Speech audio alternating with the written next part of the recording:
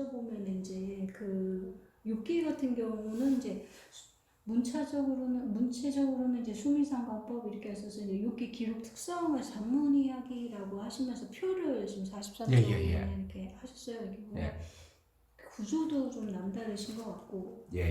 그래서 이런 구조를 만드신 이유가 있으신가요? 구조는 전체를 이해하는 중요한 그림이라고 생각할 수 있죠. 이 도표로 이해하면 이 책이 어떤 방식으로 구성이 되어 있는가 한눈에 싹 들어올 수 있잖아요. 근데 이것은 뭐 제가 특별히 만든 부분도 있지만, 그러나 앞서가 많은 신학자들이 욥기의 구조를 연구한 논문도 있고요, 책들도 있습니다. 그 책들을 참조해서 이제 우리의 더 자세히 세밀하게 읽어서 약간씩 변형시키거나 좀 더 추가하거나 그렇게 한 것이죠.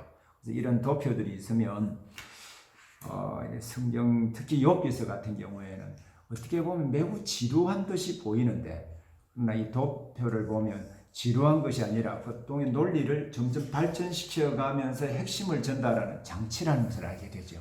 큰 그림에서 보면 이제 욥과 세 친구가 대화하는 거를 1, 2, 3 나누셔서 평행 구조로 보셨어요. 그렇죠. 평행 구조로 실제로 되어 있습니다. 왜냐하면 욥이 자기 고난당하는 문제에 대해서 제일 먼저 이야기를 하고, 거기에 대해서 엘리바스가 그 욥이 당하는 고난의 문제를 진단하고 해석하고 처방을 내리거든요. 그럼 그 이야기가 욥에게는 동의가 안 돼요. 왜냐하면 욥은 죄의 결과로 고통당하는 것이 아니잖아요. 그래서 동의하지 못하고 거기에 대해서 반박을 합니다. 그럼 그 반박하는 이야기를 다음 두 번째 친구 그 수아 사람 빌닷이 딱 듣고, 그 말을 듣고 내가 말하는 것이 잘못되었다라고 하면서 역시 인과 응보의 논리에 따라 죄 때문에 네가 고통을 당하고 내 자녀들이 죽었다고 해석하니까 그게 동의하지 못하잖아요. 그러자 욥이 다시 반박을 하고, 욥이 반박하자 다음 마지막 그 사람 이 소발이 역시 거기에 대해서 또 책망을 하고, 그 책망이 또 올바르지 않거든요. 항상 그들이 책망하는 중요한 이론적 기초는 인과 응보의 원리에 따라 설명을 하거든요. 그럼 욥은 죄를 지었기 때문에 고통받는 것이 아니거든요. 요 구조가 쉽게 말하면 이제 욥, 엘리바스, 제일 처음에 욥이 먼저 이야기하고 엘리바스가 이제 거기에 대해서 해석하고 진단하고 평가한 내용에 대해서 욥이 이야기하고, 욥이 말한 것에 대해서 빌닷이 이야기하고, 빌닷이 다시 욥이 반박을 펴고, 그 반박에 대해서 또 나아마 사람 소발이 이야기하고, 요 구조가 딱 세 번이 반복이 되는 것이죠. 그러면 또 어디든지 지만 어떤 이론을 자꾸 이래 대화로 막 풀어가고 논박을 하면 결론이 나지 않습니다. 28장에 바로 이 욥기서를 기술한 이 저자가 이 내레이트를 세워서 거기에서는 답이 없다, 그건 참된 지혜를, 그 문제는 알 수가 없다, 코멘트를 하고, 그리고 그 다음에 욥이 개인적으로 쭉 자기 고난 문제에서 담론을 이야기하자 그 담론 속에 결국 나는 죄가 없는데 하나님에게 문제가 있다 라고 이야기하므로 엘리후가 그러면 자기 자신의 죄의 없음을 논증하다가 하나님에게 화살을 돌리는 그 문제가 올바르냐, 그것이 엘리후의 논박입니다. 그래서 엘리후의 논박이 다 끝나고 나면 그 엘리후의 말을 그대로 받아서 하나님께서 욥에게 두 번의 이제 하나님이 말씀하시는 내용이 있는데, 그 이야기를 통해서 첫 번째 하나님이 질문 형식으로 네가 그 정도 똑똑하냐, 천지 만물을 창조할 때 네 어디 있었느냐, 이런 식으로 쭉 질문해서 욥이 사실 동의를 하지 못해요. 그리고 그 다음에 리보야단이라든지 이러한 여러 가지 이야기를 이거 다 섭리하고 돌보는 그러한 능력을 너는 가지고 있느냐, 그러면서 이제 하나님이 가지고 있는 신비한 섭리에 대해서 쭉 설명을 하자 욥이 그때 굴복을 하거든요. 그리고 난 굴복하자 이제 하나님께서 욥 그 굴복하면서 회개하자 욥의 문제를 다 해결해 주시는 거죠. 이러한 구조를 딱 되어 있으니까 논리를 따라가고 이야기의 흐름을 따라가면 욥이 42장까지 굉장히 방대한 자료이지만 굉장히 재미있게 흥미있게 읽어나갈 수 있는 이점이 있는 것입니다. 그러면 그 욥기를 통해서 그 저자가 독자들한테 하고 싶었던 얘기, 메시지는 뭘까요? 욥기를 통해서 하고자 했던 핵심적인 면에서 사람들에게 고난을 당하는 것이 또 실제로 우리가 이 현상에서도 많이 경험하는 것입니다만은 선하고 거룩하고 정말 신실하게 살아도 고통을 당하잖아요. 그러면 그 고통의 원인이 도대체 뭘까? 그러면 이 문제를 어떻게 풀어나갈까? 이런 문제는 항상 우리에게, 모든 인류에게 있는 그 문제이거든요. 그러나 이 욥기에서는 우리가 알지 못하는 제3의 세력, 욥기서 안에 많은 신학자들이 표현하는 바로 감추어진 질서 세계가 있는 거예요. 그것은 우리는 눈에 보이지 않지만 하나님이 살아계시다고 믿지요. 또 눈에 보이지 않지만 사탄의 존재가 있다는 사실을 믿잖아요. 그리고 그 사탄의 존재가 끊임없이 유혹하고 시험한다는 것입니다. 그러한 상황 가운데 여호와를 경외하는 것이 도대체 무슨 의미가 있는가, 이런 질문을 하게 되지요. 그럴 때 결국 하나님께서 사탄에게 시험을 허용하시긴 하지만 어떤 한계를 정해주시잖아요. 그러면서 여호와를 경외하는 것은 우리가 원인을 알지 못하는 문제로 고통당한다 할지라도 우리는 하나님은 모든 것을 합력하여 선을 이루신다는 그 사실을 믿고 하나님을 의지하면 욥에게 아름다운 결말을 주셨듯이 우리 하나님을 신실하게 믿는 성도들에게 아름다운 결말을 주실 것이다. 그 이야기를 한 것이죠. 그러므로 원인을 알지 못하는 고통 가운데 있다 할지라도 당황하지 말고 여호와를 경외하는 것이 문제 해결의 제일 중요한 방법이다. 그것이 지혜다라고 하는 것을 말하고자 했던 것입니다.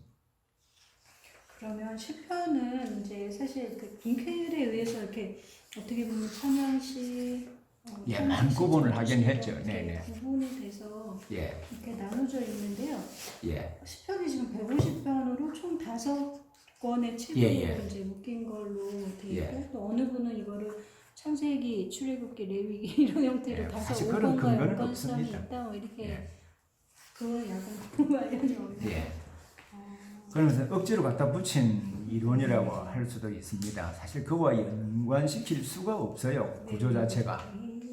단순히 5라고 하는 그 숫자만 의미를 가지고 한 것처럼 보입니다. 네. 그러면 시편의 구조는 지금 욥기랑은 좀 어떻게 다를까요? 그 욥기는 욥기 42장 전체가 한 스토리잖아요. 그래서 욥기는 문학 장르로 하면 사실 이야기로 된 시, 그래서 일반적으로 서사시라고 하죠. 그러나 시편은 150편 전체가 각각의 특징을 가진 시라는 것입니다. 일반적으로 우리가 일반 서점에 가면 많은 시집이 있지 않습니까?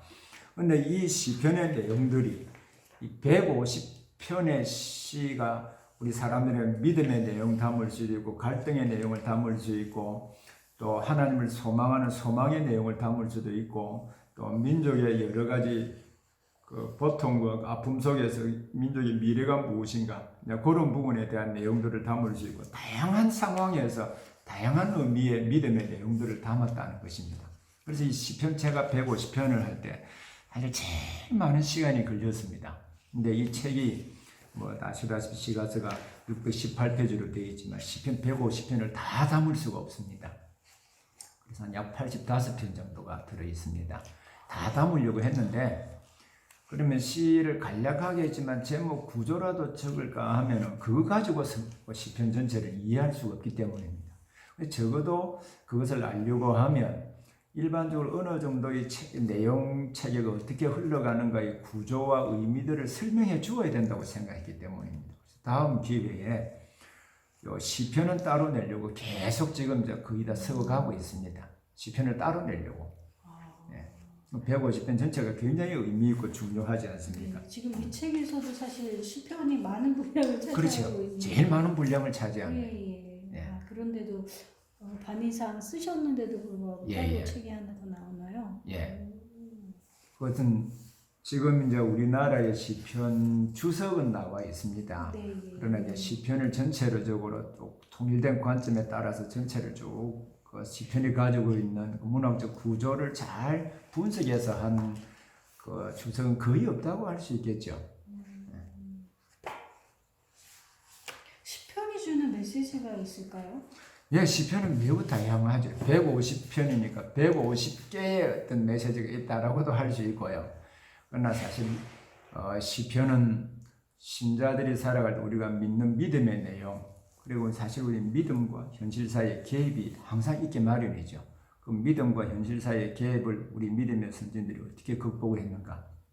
또 예를 들면 다윗이 그 사울 왕에게 쫓겨 다닐 때 지은 시들이 그 안에 여러 편이 있거든요.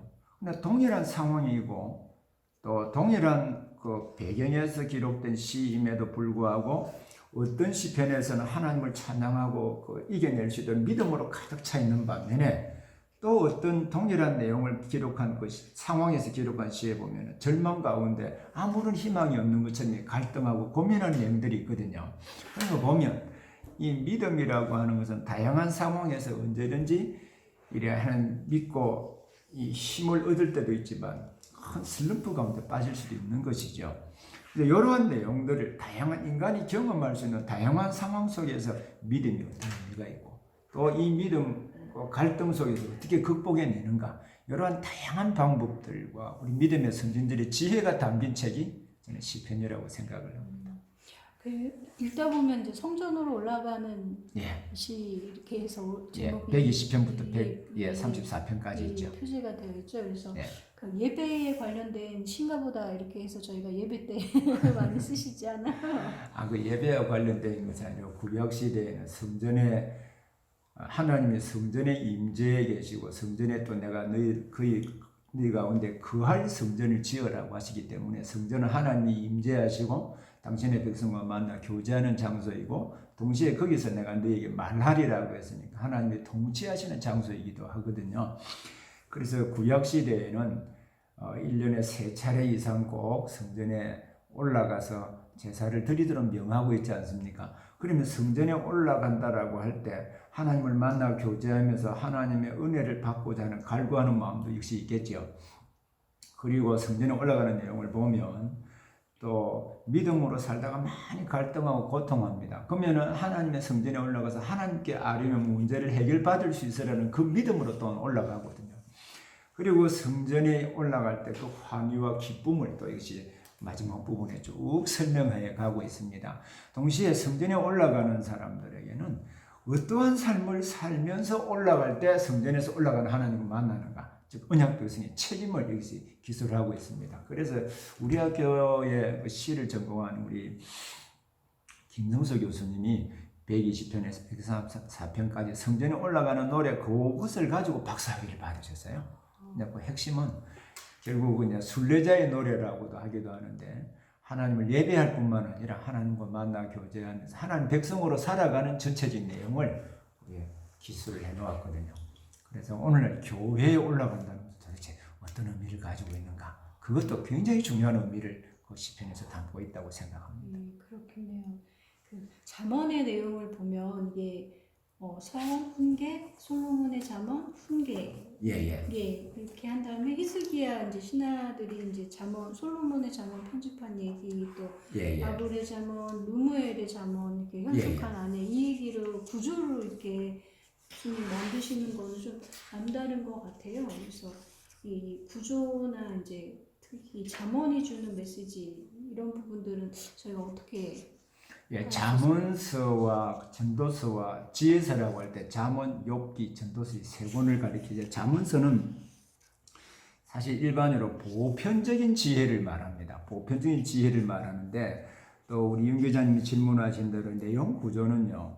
그럼 이제 구조를 구분하는 중요한 그 방법은 뭔가? 제일 중요한 화자가 누구냐? 화자가 솔로몬이냐? 그럼 이제 히스기야 신하들이 편집한 솔로몬의 잠언은 앞에 내용이 표지에 그래 나와 있습니다. 솔로몬의 잠언은 맞는데 솔로몬 시대의 그 기록은 히스기야 시대의 그 신하들이 솔로몬의 잠언들을 쭉 찾아내어서 그 뒷부분에 넣었다는 것이죠. 그리고 아굴의 잠언은 솔로몬의 잠언과 관계는 없어요. 그래서 아굴의 잠언이라고 하면서 아굴의 이야기. 그러면 이 잠언서의 저자가 솔로몬도 있지만 아굴도 있고 또 르무엘 왕도 있고 여러 사람이 있었다는 말이잖아요. 그래 시대를 거치면서 교회 예배하고 하나님을 찬양하고 또 성도들의 믿음을 격려하기 위해서 많은 사람들이 모아놓은 자료들을 누군가는 모르지만 다 편집해 놓았다는 것을 알 수 있는 것이죠. 그래서 잠언서는 그래서 문단을 구분할 수 있는 것이고요. 또 잠언서의 지혜라고 하는 것은 모압 언약에 기록된 신명기서 가운데 28장에 보면 너희는 하나님 말씀을 믿고 순종하면 이러이러한 복을 받게 될 것이고 그러나 그 말씀을 믿지 않고 불순종하면 이러이러한 저주를 받게 될 것이다. 복과 저주의 관점에서 쭉 기술을 해서요. 잠언서는 하나님의 말씀대로 산다, 계명대로 지키며 산다는 것이 무엇을 의미하는가 하는 인간이 살아가는 다양한 상황에서 있었던 이야기를 기술하고 있거든요. 그래서 결국 계명 지키는 생활입니다. 계명을 다양한 상황에서 적용을 하고 있는 것이죠. 그래서 그 말씀대로 살 때 그것이 여호와를 경외하는 것이고 그것이 참된 지혜고 그것이 모든 문제를 풀어갈 수 있는 지혜다. 이것이 이제 잠언서가 주는 핵심되는 메시지이죠. 그러나 이 지혜가 아까 욥기서 말씀을 드렸습니다만은 그러면 그 말씀대로 살아도 사건이 있고 여러 가지 어려움과 갈등이 있게 되잖아요. 그럼 그 문제의 원인이 내가 하나님 말씀대로 못 살아서 그런가? 그런 질문을 하게 되면 잠언서가 답이 안 되죠. 그런 사람들을 위해서 답을 주고자 했던 것이 욥기서이고 또 욥기서만으로도 충분한 답이 되지 않습니다. 왜냐하면 하나님 말씀대로 신실하게 사는 사람들이 가난하거나 고통당하거나 어려움당하는 경우도 있고 동시에 악하고 정말 사람들에게 못 변제다는 사람들이 잘 살고 심지어 죽어서 장래행렬까지 복되게 넘어가는 사람도 있잖아요. 이 전도서에 기록이 되어 있거든요. 그러면 그런 일들은 현상들은 도대체 어떻게 해석하고 그러면 이러한 현상 속에서 여호와를 경외하는 것이 지혜가 될 수 있겠는가? 여기에 대한 답을 준 것이 전도서인 것입니다. 전도서는 결국 인간이 지은 죄 때문에 이 세상이 왜곡되고 변질되고 뒤틀렸기 때문에 이러한 세상에서 그런 지혜롭게 살아가는 방법이 무엇인가? 그래도 여호와를 경외하는 것이 사람의 본분이고 지혜다. 그것을 설명하고자 했던 것이죠. 시편의 잠언의 화자가 이제 아굴이나 르무엘 같은 경우는 저희가 사실 성경에서 찾아보기 쉽지 않은 인물이잖아요. 근데 어떻게 이스라엘 12지파 안에 들어가는 사람들은 아닐 것 같다는 생각이 아굴은 이제 찬양을 하든 목록에 있는 사람이라고 생각은 되거든요. 근데 르무엘은 누구지라고 잠깐 모릅니다. 그죠? 그건 전혀 우리 알 수도 없고 성경 안에 정보가 있으면은 그것을 보고 알 수 있겠는데요. 성경 안에 정보도 없고 그리고 성경 외에도 정보가 없습니다. 근데 어떻게 히스기야의 신하들이 르무엘 왕의 그 잠언 내용을 히스기야 신하들이 그걸 이제 편집한 것은 아니고요. 히스기야의 신하들은 솔로몬의 잠언을 편집한 것이고요. 그리고 전체를 편집한 저자는 누군지 모릅니다. 그래서 그걸 이스라엘 그 가운데 쭉 구전으로 전해 내려왔거나 기록으로 남아있던 게 있지 않았겠습니까? 그것을 이제 뭐 다윗 시편도 있고 뭐 솔로몬의 시편도 있고 심지어 모세 시편도 있지 않습니까? 자, 그러한 시편들을 전체적으로 모으는 일종의 그 모음집이라고 할 수 있는 것이죠. 그래서 누가 그것을 모았는가? 그것은 우리가 알 수가 없습니다. 그러면 이방인이 될 수도 있는 거잖아요. 어떻게 보면 가능성이 전혀 배제할 수는 없겠죠. 근데 어떻게 이렇게 구약에 특히 이렇게 그 좀 낯선 인물들이 성경에 같이 기록이 될 수 있었는가라는 부분에 하나님의 관심이 이스라엘만 있지 않았다라는 부분들도 좀 여러 데서 당연한 수 있는 거죠. 그것은 우리가 잘 아는 이 여호수아 시대 갈렙 같은 사람도 갈렙은 우리 일반적으로 소개할 때 그니스 사람 갈렙 또 그나스 사람 갈렙 이 그나스나 그니스라고 하는 것이 원래 하나님께서 아브라함에게 땅을 주신다고 약속하시면서 가나안에 살던 부족 가운데 하나가 그니스족입니다. 근데 그가 어떻게 유다 지파의 그것도 리더로 서가 있었는지 그 부분에 설명이 없습니다. 그뿐만 아니라 룻 같은 경우에도 모압 사람은 영원히 하나님의 총에 들어오지 못할 것이라고 기록했음에도 불구하고 이 하나님의 그 총에 들어올 뿐만 아니라 메시아가 오시는데 매우 결정적으로 중요한 역할을 하기도 하잖아요. 그래서 우리는 구약 성경을 보면 또 할례를 받을 때도 아브라함이 할례를 행하라고 하면서 이를 믿는 자들에게는 너와 내 자녀들만이 아니라 종들과 외국에서 산 자들까지 하라고 하셨거든요. 그래서 하나님은 이스라엘 백성들을 통해서 전 세계를 구원하실 계획을 내다보고 하셨다는 것을 우리가 알 수 있다고 할 수 있습니다. 책의 537쪽에 보면 이제 구속사에서의 잠언의 위치 이렇게 해서 표로 연대표를 또 이렇게 해주셨어요. 이런 점이 좀 다른 책과는 많은 다른 점이 있는 것 같아요. 그렇지요. 그래서 지금 말씀드리니까 제가 여쭤봤던 얘기들이 사실상 여기 있어요. 뭐 아굴이나 누물의 자면이 이 안에 포함이 되어 있다 이렇게 해서 구속사적인 관점 안에서 목사님이 해석을 하신 것 같아요. 예. 전도서는 저희가 잘 헛되고 헛되니 이거 5번의 헛됨에 대한 얘기여서 이게 그런 메시지인가라고 이제 착각할 수 있는 그렇죠. 성경인데 이 책은 어떻게 이제 문맥 구조가 되어 있을까요? 또 핵심적인 메시지는 또 뭐가 있을까요? 예, 우리 제 책에는 전체 구조를 자세하게 설명을 해놓았는데요. 이 구조, 문학적 특징과 구조가 사실 본문을 이해하는 일과 굉장히 맞물려 있거든요. 근데 이 전도서를 구조를 가만히 보면 이 앞에 표제와 제일 마지막 에필로그가 두 개가 다 딱 짝을 이루고 있습니다. 그래서 거기서 핵심되는 주제를 이야기를 하고 그 안에 있는 내용들은 막 지그재그로 막 기록이 되어 있어요. 그래서 이 형식 자체가 왜곡된 세상을 잘 보여주는 구실을 하고요. 그것을 통하여 죄로 말미암아 뒤틀리고 왜곡된 세상을 보여주기도 하고 헛되다 했지만은 그러나 이 정말 죄 가운데 사는 다 헛된 것처럼 보이지만 그래도 의미 있는 것이 있다라고 하는 것을 실제로 드러내기 위한 장치죠. 그게. 그런 부분들이 저는 굉장히 중요하다고 생각을 합니다.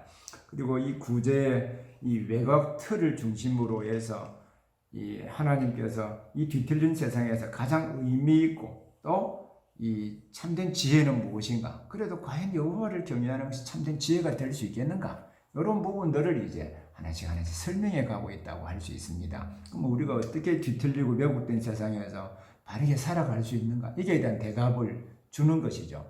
예를 들면은 악한 사람들이 잘 되는 것을 보고 갈등하면서 그러면 선하게 사는 것이 뭐지? 하면서 경건하게 살고자 하는 거룩한 동기를 약화시킬 수도 있잖아요. 그러한 부분에 대해서 여전히 여호와를 섬기는 것은 의미가 있습니다. 이것을 이제 말하고자 하는 것이 사실 전도서의 핵심입니다. 말씀하신 것처럼 전도서 앞에 프롤로그 1장 2절부터 11절, 그리고 에필로그 12장 8절에서 14절에 있는 그 인칭 변화도 3인칭으로 되어 있는 그렇죠. 그런 의미인 거죠.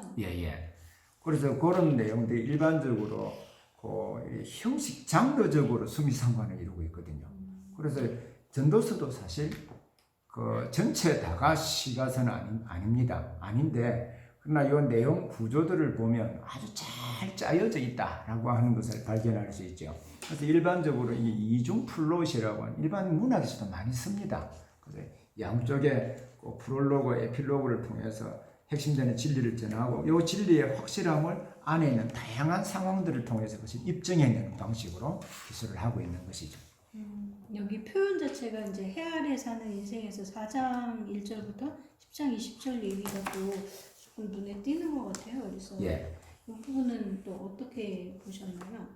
4장 몇 절부터? 4장 1절부터 10장 20절 500절. 그 해 아래 사는 인생이요 안에 보면 여러 가지 다양한 이 논리를 가지고 설명해 가고 있는데요. 그 내용분에 보면 인생이 살아가는 데 있어서 많은 고초를 당하지만 친구들이 필요한 그런 거라든지 또 가난과 부의 문제라든지 그러면 그 가운데 무엇이 선한가 이런 다양한 사례들을 그 안에서 해 아래 사는 인생의 유형들을 쭉 설명을 하고 있습니다. 그럼 그러한 유형들 속에서 여호와를 경외하는 것이 도대체 무엇인가 하는 질문을 하게 되죠. 그래서 그 안에 갈등이 생기지만 마지막 에필로그에서 최종적인 결론을 다 헛된 것처럼 보이지만 그래도 의미 있는 것은 있다. 이렇게 설명을 하고 있다고 할 수 있습니다.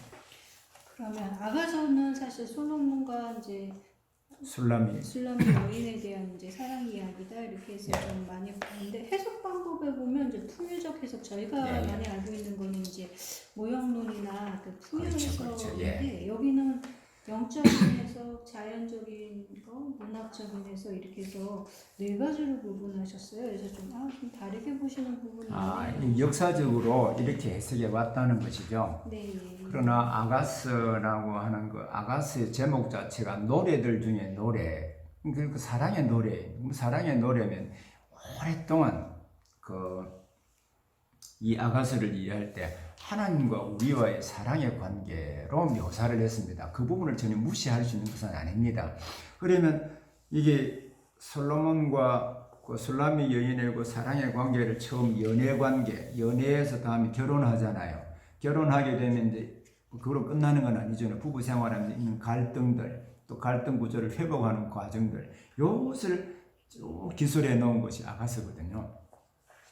그러면 이것을 가지고 사랑을 이렇게 쭉 할 때, 그럼 하나님과 우리와의 사랑을 할 때 거기에 성적인 묘사들을 어떻게 해석을 하겠어요? 그래서 이것은 1차적으로 우리 초대교회에서부터 남자와 여자의 그 하나님 주신 성 자체는 하나님 주신 선물이거든요. 그래서 이게 남녀 간의 그 사랑의 중요성, 또 그 사랑이 어떻게 결혼 생활로 이어지고 또 결혼 생활에 있게 될 갈등들을 극복할 수 있는 방법이 무엇인가, 이런 내용들을 기술하고 있는 것이 아가서입니다.